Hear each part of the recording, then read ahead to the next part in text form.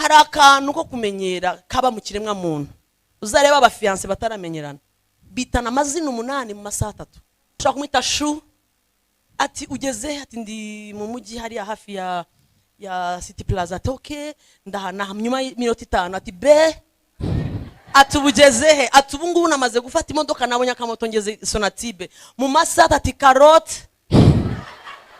Amasaha atajya gushira umwisa amazina Umunani uzikirimo 8 names. Ibintu birimo birabyiga. The familiarity in them is too much. Birajya kuba ninjoro. It's going to come to night time Narindi zina risigaye without any name remaining.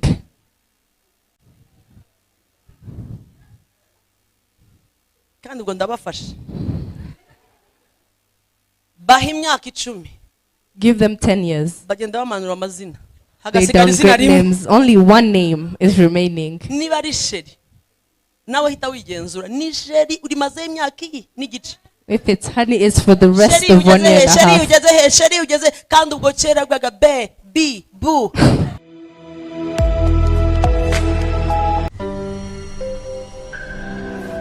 In Acts chapter 10, ibyakozwe n'intumwa. Bibiliya avuga ngo yarasengaga. The Bible said he used to pray. Yaratangaga. He used to give. Ngo ibyo yakoreye aho abantu batabona ngo birazamuka we. Biba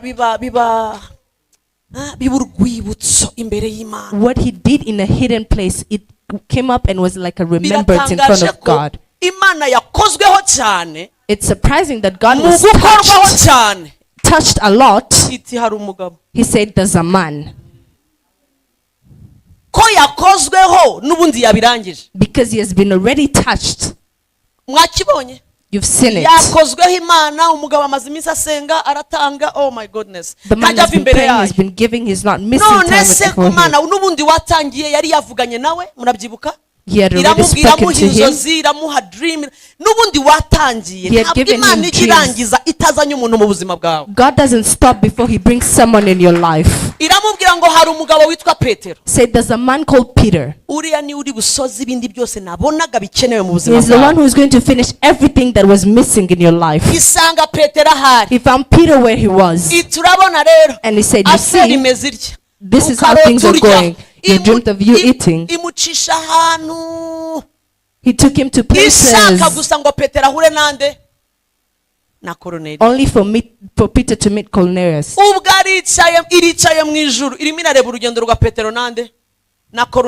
He's just sitting in heaven looking at the journey of Peter. That connection.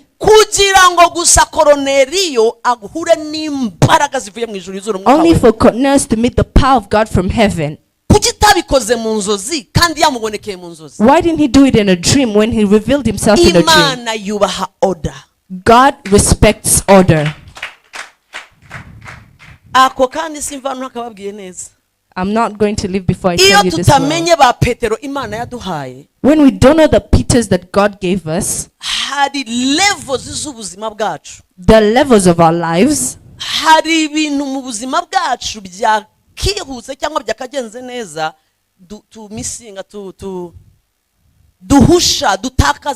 there are things that were supposed to go smoothly and well, but we miss on it.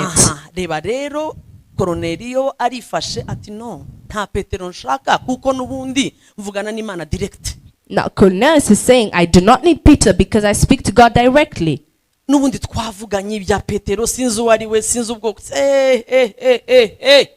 We normally speak, I don't know what Peter is coming to do. Next level.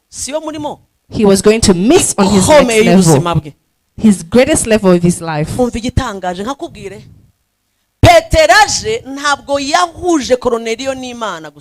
Peter came, he not only connected Cornelius to God, but also to his family and the neighbors. Samuel and El. Do you remember? I'll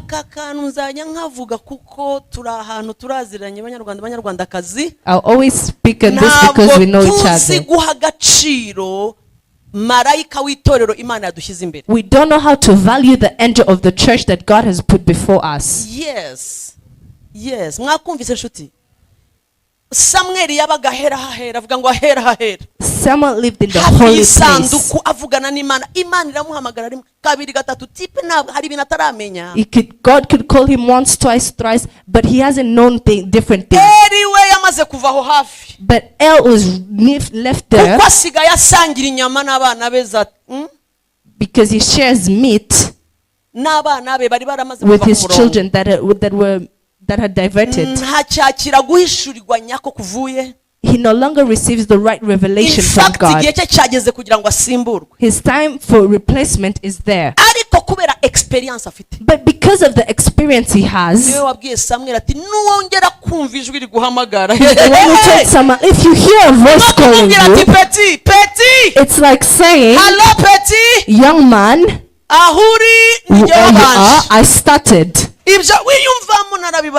That pride you have, I started. The confusion, I've already had it. The confusion of rim, I've been through it, but I bypassed it.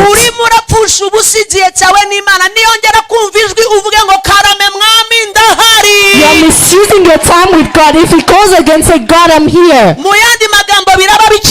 In other words, it will be sorted. Hallelujah. Say hallelujah. When Samuel did it, what happened? It was put into order.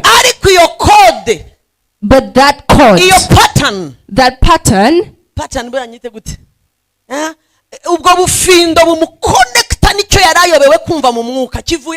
that pattern that connects him to the confusion that he couldn't hear in the spirit.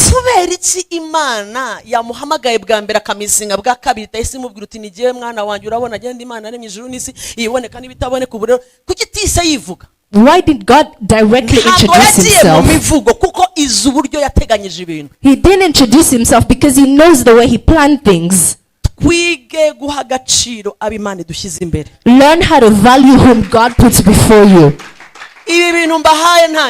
What I've given you while I start, if I was you, I would put it my heart to it and put a difference between the routine.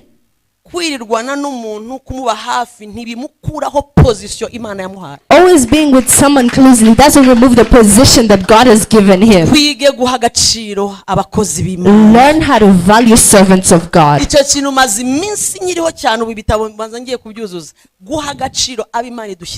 Valuing those God put before you. Because it's among the things we need in our country. I read a testimony. A man who went through a lot of things, a Nigerian man who went through a lot of things. He went through great things. He has a ministry. As I have a ministry called Grace Room. He went to different things and doors couldn't open. He took time to pray for 70 days, but still couldn't open. He gave a wide seed, but doors couldn't open. Said, now I'm going to commit suicide before God. He went to the mountain and said, God, you'll tell me where it went wrong. And God said, why didn't you ask before? Said, you didn't value who I put before you. He has a key that opens your next level.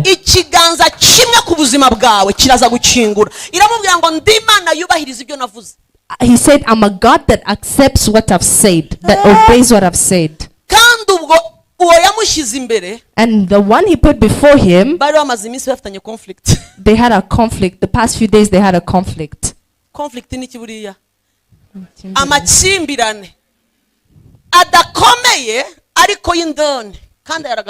Not a great conflict, but a personal conflict. Yes.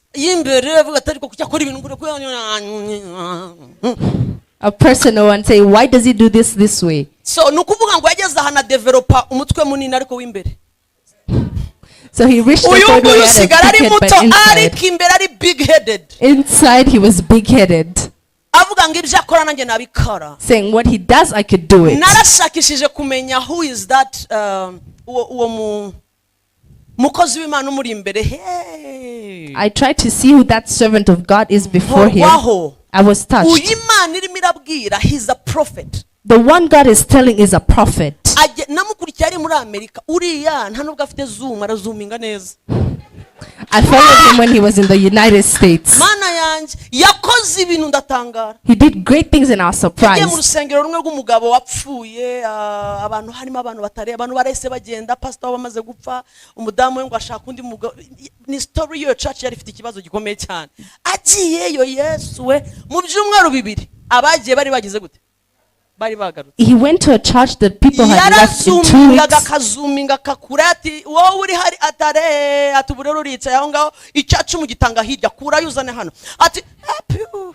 In 2 weeks, everyone was back. Now,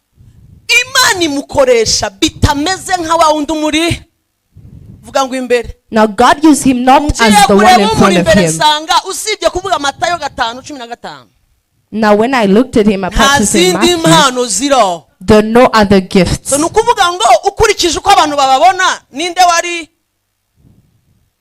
In other words, who was more powerful? Who was more powerful? Who is powerful? It's the prophet. Okay, afite ibikorwa ajya akora bikazana abantu barenga 500,000. Uyu prophet, he does things that brings more than 5,000 people. Papa w'umwuka ibikorwa akora sinzi ko bizana nyamasengesho 50. But his spiritual father doesn't even bring 50 people. Urabibona kuko uyu ufite impano arashaka kugenda ahantu henshi imiryango yagize ite. So the one who wanted to go to a lot of places. Akamubwira ati buretse gatati buretse iti. But the old man could say, wait. When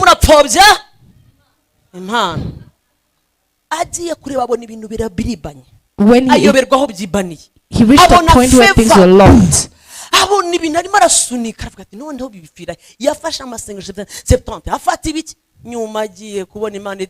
Go back. He took time to pray. It's not go back, it's go back. Mbega subirahe. Subirayo genda ubikemure. Go back and sort things. Yaragiye amusanga muri office atasabye rendezvous. Aramubwira ati nje nk'umwana w'ikirara. Je nk'umwana w'ikirara wigize akaraha kajyahe. Wanyemerera ukabanza ugashaka imbabazi ufite aho ziri. Unda tubaye iki ko ntakuzi muri yo sura. Ati ndakubwira mu kanya. Umubyeyi ahora ari umubyeyi ati imbabazi atereka amaguru kabazanye icupa aracunshumura ku mutwe. The spiritual father nziguhaye ngusiga atari ko banza umbwire amuha story arangije atoke. Nta nubwo yamusengeye yasutse amavuta aramubwira ati genda imiryango ifunguke. And then he went to see his spiritual father without any problem. Yagiye gusohoka yumva ama calls amwe yari yaribanye yongera banuka. Abona ibintu yasunika gatazaho bigiye birongeye bigize gute birafunguri. Hari itegeko ry'umuka abanyarwandakazi twongere turifate. Haleluya. Kandi mwanyumvise cyane kandi nababonye ku maso ngaho mworeza ibiganza mu musengere mutimane mu mugisha. Stretch your hands and pray, may God bless him. Uyu niwe marayika w'itorero rya Living Word Rwanda. This is the angel of Living Word Rwanda. Ukurikije ibyo Bibiliya ivuga, according to the Bible, nta angel babiri babaho. There's no two angels. When God looks at this church,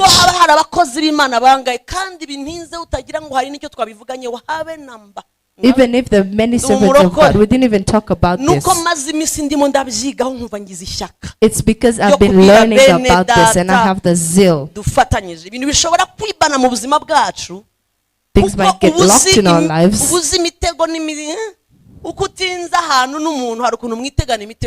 Because the more you delay in places, hari akantu ko kumenyera kaba mu kiremwa muntu. Uzareba aba fiance bataramenyerana. Bitana Amazina Umunani mu Masaha Atatu. The familiarity in people who haven't gotten married yet. Ashobora kumwita shu ati ugeze ati ndi mu mujyi hari hafi ya City Plaza ati okay ndahana nyuma y'minota 5 ati be ati ubugeze he ati ubu ngubu namaze gufata imodoka nabonye akamoto ngeze Sonatibe mu masaha ati carotte amasaha atajya gushira umwisa amazina umunani uzikirimo 8 names. Ibintu birimo birabyiga. The familiarity in them is too much. Birajya kuba nijoro. It's going to come to night time narindi zina risigaye without any name remaining.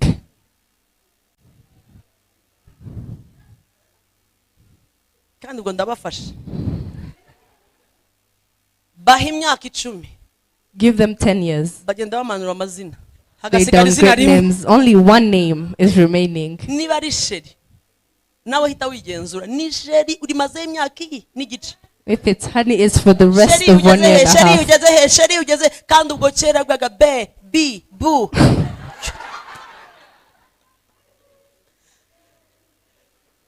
Ntabwo ari ikibazo cyuko atayibuka ya mazina. It's not a problem that they don't remember. They're days. Ni iminsi one. It's just days.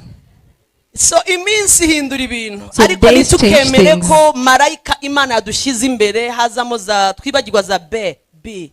But let's not forget the names of the angel that God put before us. Do we understand now? Icyo nari mvuze murakimenya shuti. Now you know what I was saying. Samuel wa mbere ibice 9. 1 Samuel chapter 9. Nitwa Julienne Kabanda. I'm called Julienne Kabanda. Ndumubyeyi w'abana 4. I'm a parent of 4 children. These bafite papa wabo. That have their father. Yitwa Kabanda. Called Kabanda. Imana mu umugisha mwinshi. May God bless him. N'umugabo w'Imana. He's a man of God. Tuyoboye itorero ryitwa Jubilee Revival Assembly. We lead a church called Jubilee Revival Assembly. Yeah, na ministry yitwa Grace Room. And a ministry called Grace Room. Abo tutaziranye turamenyanye. Samuel wa mbere ibice 9. 1 Samuel chapter 9. Oh hallelujah. Hallelujah. Ndasoma imirongo nk'itatu hanyuma tujye kuri next level. I'll read at least 3 verses then we go to the next level. Samuel wa mbere wahageze ibice 9. 1 Samuel chapter 9. Nishimiye guhura n'abakozi b'Imana hano. I'm happy to meet the servants of God. Pastor Tom. Ndawukunda cyane. Apostle Moses. Apostle Moses. Kama komkisasebo. Yes, nibuka mu buhamya bwe ko yakoze impanuka ajya Uganda, right? Niyo mpamvu nkwesheje ikigande. Mukama komsi akohe nari nirumye akohomkisa. Nibyo? Akomkisa. Okay. Yes, n'abandi bakozi b'Imana mwese Imana ibahe umugisha mwinshi. 9 nageze ku murongo inkuru ni ndende. Ariko ndifuza gusoma imirongo nk'ibiri hanyuma nkaza gusobanura twihuta. But I want to read 2 verses. Umurongo wa mbere hariho umugabo mu wa Benjamin witwaga Kish mwene Abiyeli mwene Serori mwene Bekolat mwene Afia umwana w'umubenyamin umugabo ukomeye w'iki w'intwari kandi yari afite umuhungu mwiza w'umusore witwaga Sauli. Nta muntu numwe mu Bisirayeli wamurutaga ubwiza. Vuga ngo kandi yasumbaga abantu bose bamuje. Abantu bose yarabasumbaga ngo bamugeraga ku rutugu. Akasina inaragatinze. Wow, so yari giant. I tell you. Abakobwa barafashijwe. Aya niyo masengesho ya buri mukobwa. Mana uzame muremure ufite agatuza. 3 bukeye indogobe za Kishi se wande wa Sauli zirazimira. Kishi abwira umuhungu ati abwira umuhungu we Sauli ati ubu ngubu jyana umugaragu wacu umwe mujye gushaka iki indogobe. Nuko arahaguruka anyura mu gihugu cy'imisozi twagiye ya Efraimu mu gihugu Shalisha 2 ntibazibona maze banyura mu gihugu cya Shalimu ni cyakangahe cya 3 barazibura banyura mu gihugu cy'aba Benyamini naho ntibazibona. Icyo ni igihugu cya kane, right? Gatanu bukeye bagera mu gihugu cy'Isufi. Sawuli abwira umugaragu bari kumwe ati hoshi dusubireyo, kugira ngo data atareka guhagarikira indogobe umutima akaba ari twe awuhagarikira. Nawe aramubwira ati muri uyu mudugudu uwuhese, muri uyu mudugudu harimo umuntu w'Imana kandi ni umuntu wubahwa, ibyo avuga byose bijya bisohora rwose. Uzi urimo arabimubwira ni umugaragu we kandi bazanye. None se umugaragu we n'ubundi ko bavanye iyi revelation y'umuntu w'Imana yikuye he? Twagiye ahari yadusobanurira iby'uru rugendo turimo. Byatangiye ari indogobe bashaka, sibyo? Umugaragu ati noneho iby'uru rugendo turebe tubibaza. Sawuli abaza umugaragu ati ariko se nitujyayo turamutura iki? Umva disi, kw'impambi ishize mu nkangara zacu kandi tukaba tudafite impano yo gushyira uwo muntu w'Imana, mbese dufite iki? Uwo mugaragu yongera gusubiza Sawuli ati dore mu ntoki zanjye mfitemo igice cya, dusimbukire ku murongo wa 9 wa 10. Sawuli abwira umugaragu ati uvuze neza, hoshi tugende, ubu bagiye gushaka wa muntu w'Imana. Nuko binjira mu mudugudu aho uwo muntu w'Imana yarari. Bakizamuka mu mudugudu bahahurira n'abakobwa basohoka bajya kuvoma. Barabaza bati bamenya ariyo? None se bamenya uvuga ubuhanuzi buvuye mu ijuru agiye kuvuga naho indogobe ziri? Ariko barabasubiza sorry bati ariyo, dore ari imbere yanyu aho. Wihute kuko uyu munsi ariho asohoye muri umudugudu. Hey, wari umaze iminsi y'abamenya. None ubu abantu bagiye gutambira mu rusengero rwo ku Kanunga. Twasimbukiye ku murongo wa 15. Mwahageze? Kandi umunsi Sawuli arasuka, Uwiteka yari yaraye abihishuriye Samweli. Ako nagashakaga. Umuntu arimo arashaka indogobe, Imana irimo irahishura kuri bamenya witwa Samweli. Imana yari yarayihishuriye Samweli, aramubwira ati ejo nk'amagingo aya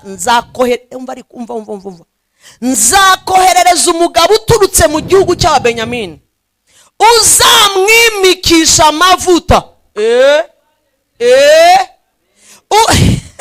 Uzamwimikisha amavuta aba umwami w'ubwoko bwanjye Isirayeli. Niwe uzakiza ubwoko bwanjye iki? Amaboko y'Abafilisitiya yari amaze iminsi abamereye nabi, kuko maze kureba abantu banjye kandi gutaka kwabo kwangezeho. Vuga ngo hallelujah. Hallelujah. Wasoma 16. Sure. Tomorrow about this time, I'll send you a man from the tribe of Benjamin. Anoint him as a ruler of my people Israel, and he will rescue them from the Philistines. I have seen the suffering of my people and have heard their cries for help. Mumfasha barimo barandika bakandika igitabo cya Mika ibice 2 umurongo wa 10. Dusomere rimwe tugende. Right, Mika 2:10. Uriyo Mika handike ibice 2 umurongo wa 10. Reka magusomere, reka mere ku murongo wa 9 uhumve. Abagore b'ubwoko bwanjye mubasohore mu mazu yabo meza, abana babo bato mwabambuye icyubahiro nabahaye. 10 ni muhaguruke rero mugende. Nkumbwira ukwegereye umusunitse uti haguruka ugenda, ariko stand up and go. Ni muhaguruke mugende, kuko aha hatari uburuhukiro bwanyu. Haranduye, hazabarimbuza kurimbura gukaze. Umva aho bihereye, abana banyu n'abagore banyu bambuwe icyubahiro. kubw'ibyo rero haguruka ugire gute haguruka ugende kuko aha hantu atariho hari uburuhukiro bwanyu haranduye ahantu urimo uramburirwa icyubahiro imbere y'Imana haranduye hazabarimbuza. Read 10. Get up and go. There's no safety here anymore. Your sins have doomed this place to destruction. Mbega nta safety hari nutazi icyongereza safety. Icyo nukizi. Nta safety hari nta mutekano. You're not safe. Icyari cyo cyose cyakubaho. When I see the arrows that are too much, I wear that shoe. My husband and my children say, now that you've put them, we're going. I fit in well and dance very well.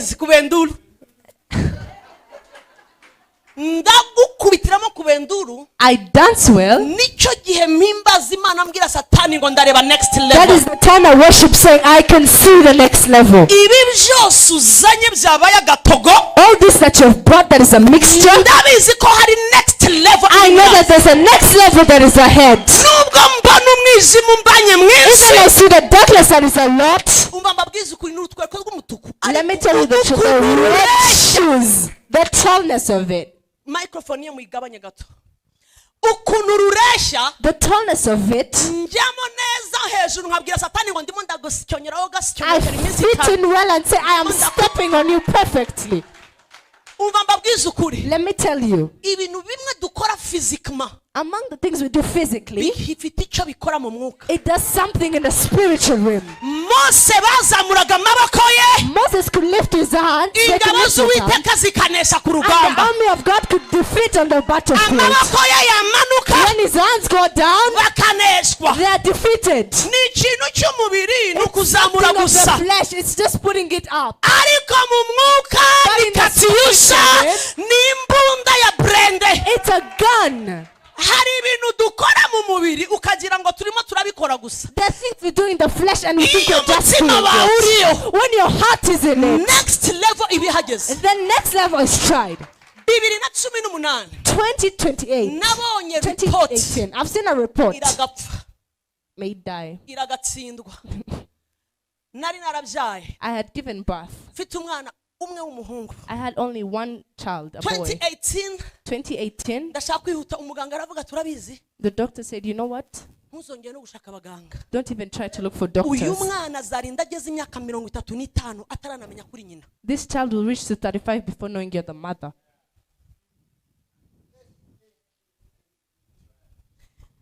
It shall get to 35. When you put a pamper on him, when you feed him. I've gone to many doctors, all saying same report, same thing. Now the last one stepped on me. I felt sad and said, he bypassed and gave a lot of examples. Those are not things you tell a parent.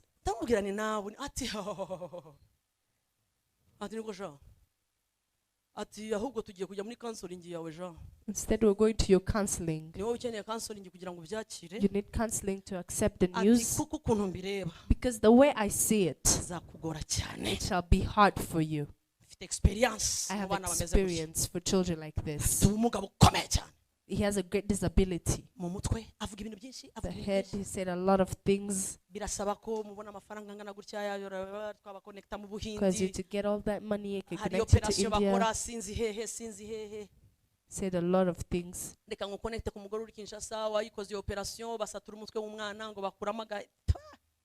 Said a lot of discouraging words. Up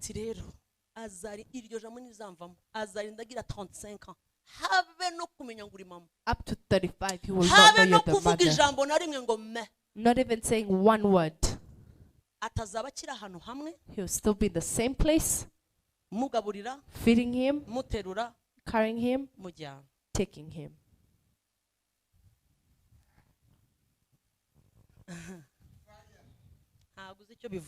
You don't know what it means.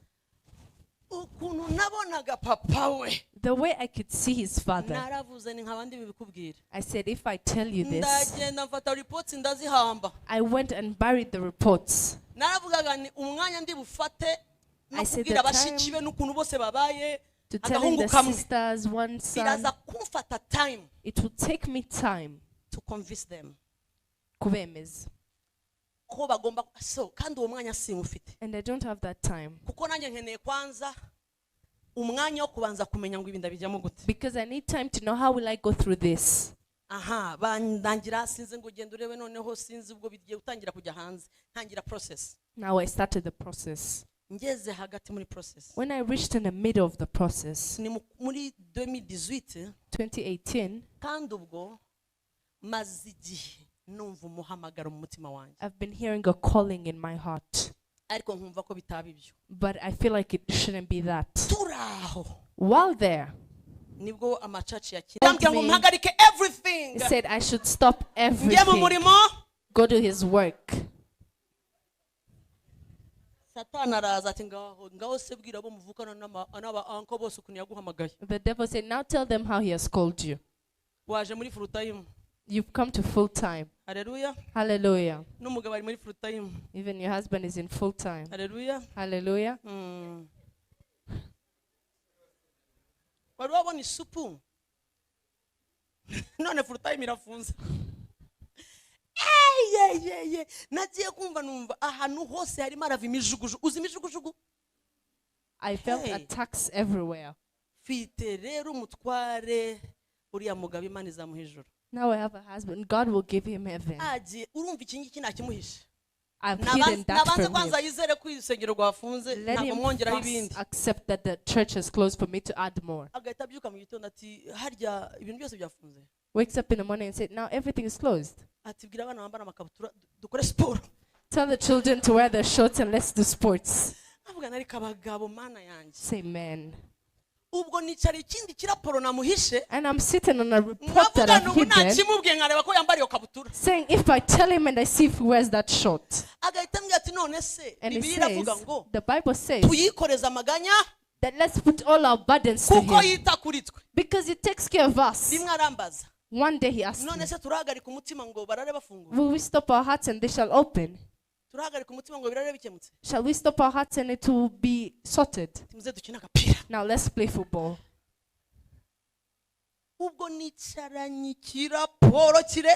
And I'm sitting with a wide report.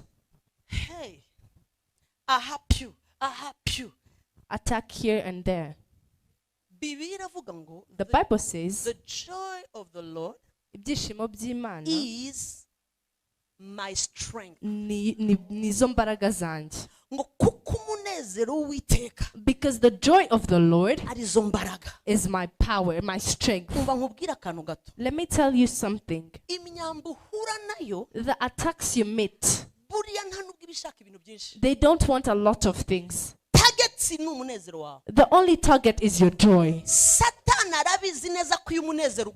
The devil knows it very well that when you miss on your joy, you have missed on your strength. The strength that prays is gone. The strength that worships is gone. That's why the leader asks, where are you?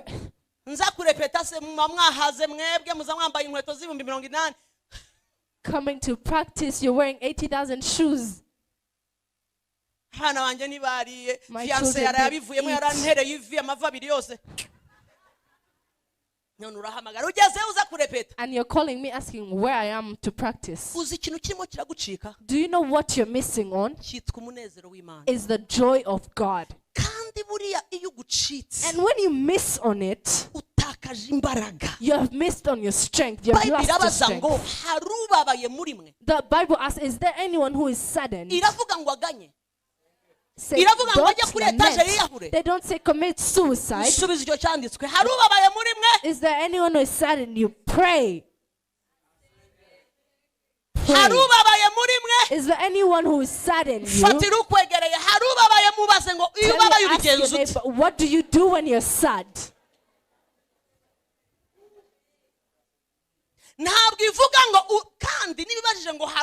muri mwe nukuvuga ngo hari biteye ako kababaro. And it is as if it's asking that there's a cause to that sadness. Nibivuze ngo harubabaye muri mwe nuko iziko hari imyambi, of course. If it has asked, is there anyone sad? That's because there are attacks that are bringing that anxiety to you. That is bringing a lot of thoughts to you.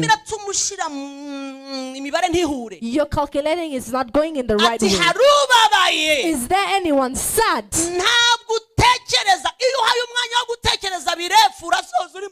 When you think a lot, you end up crying. What did I do to you, God?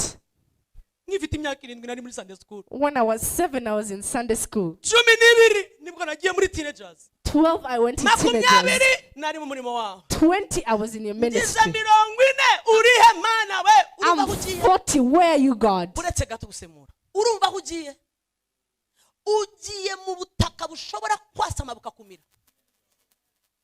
Nukuvuga ngo Satani arimo aragusunika akujyana kure y'Imana kuko aguhinduye umwanzi w'Imana. Ari Imana uyigiye kure. Ubwo rero ugiye ku butaka buri bumworohere neza kukurigata. Ragatsindwa avuga ngo fire. Hallelujah, fire. Abarimo aragusunika agushyira muri no man's land. Abarimo aragushyira hanaho no man's land buri mbusobanura gute? N'ubutaka. Yes, buri hagati y'imipaka ibiri ni zone neutre. Ariko mu by'ukuri ntabwo ari zone neutre. Waba araharagaruka agakubita inyundo. Kuko aguteza ikintu agashaka uhita uhindukirira Imana.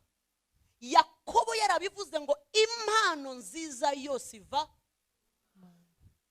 agashaka kwereka ko ibyo byaje bivuye, aragutwaye umunezero, agutwaye imbaraga. He has taken away your joy. He's taking you to a no man's land where you're between two borders. He wants you to meet attacks where you turn back to God. Nagiye kumva mbona ha rero uyanshoboye naribagiwe kandi nyiri inzu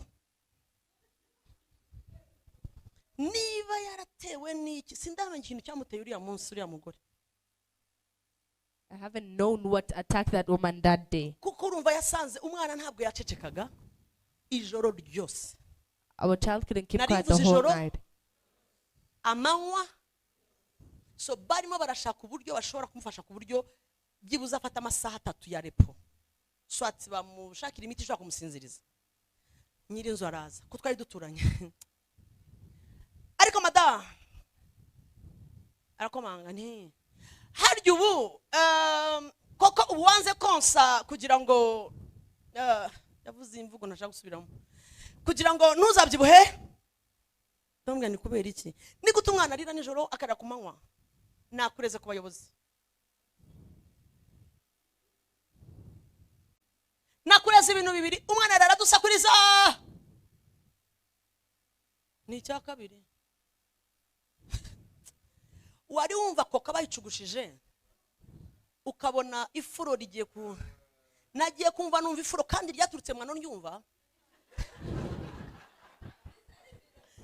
Ndavuga nubu nshobora kumukubita ifuro. Ariko nibuka ko imbuto zaba z'umwuka wera harimo kwihangana. Ni icya kabiri wareze niki? Icya kabiri nareze nabonye hari umuryango hariya utagifunga neza. Tukivugana mbona abayobozi barinjiye. Abaturanyi bavuga ko umwana arararira kubera ko ngo wanze konsa ngo uwo n'umushyo ujya kumva munda birasa nkaho kuko urumva umwana ararira kandi ntabwo watuma umukozi amuheka kuko arahita gucika mu gitondo. Ntabwo yarara yicaye ngo abyuke. So nijoro ngomba kumufata kugira ngo ndeke abana basinzire n'abandi nkajya hanze. At least I have to pray. So najya hanze abantu bagasakuza. Najya mu nzu ati twabuze turashaka gusinzira ni ndajya he. Bona abayobozi barinjiye nti what? Narabarebye. Sinibuka icyo nabasubije kuko koka yari irazamuka. Ndababwira ni rero ni ntabwo ari ukugira nta nubwo ari kwanga konsa ayo makuru sinzi aho mwayakuye ngo yango suka nka konsangwa ariko umusirimu cyane ibintu wumva wabanza ukabafataho gato ukabanza ugacugusa ubusiviri ukabavamo ntabwo bazi icyo uri murahura nacyo buriya mujye mwitondera kujajinga abantu bihutira kujija bataramenya so muri uwo mwaka ndabyibuka bamaze nk'iminsi ngahe bahavuye njya gusenga. Sorry. So I had a problem with the landlord because she went to accuse that my child doesn't sleep during the day, during the night, the whole time she's crying. And I also had a problem that she accused that there's a door that doesn't close. So I had officers that came to me asking me why. So I want to urge you to not judge people. Now, ngiye gusenga umva ibintu binjyanye gusenga mwabyumvise Imana irambwira ngo habe no kunsubiza ngo umwana azakira cyangwa azagira gute irambwira ngo igihe cyageze kugira ngo byare wa murimo nagushyizemo. That time I went to pray, but God didn't even answer that my child is going to heal or not. Instead, he said, it's time for you to give birth to the ministry. But I want you to follow the calculations well. All this has gone through, but I'm fighting for my joy. Every time I get an attack, before I pray, I fight for my joy. The Bible says, guard your heart more than anything. More than anything. Says more than anything, not only thing. Next level. I tell you the truth. The heart is the reason to why you go to the next level. When the devil can replace your heart, he has replaced your next level. And he cannot replace your heart before he replaces your thoughts. Umugabo w'Imana namwumvise ejo bundi avuga ijambo rikomeye yitwa TD aravuga ngo nuhinduka umutsinzi mu bitekerezo byawe utsinzi imidugudu yose.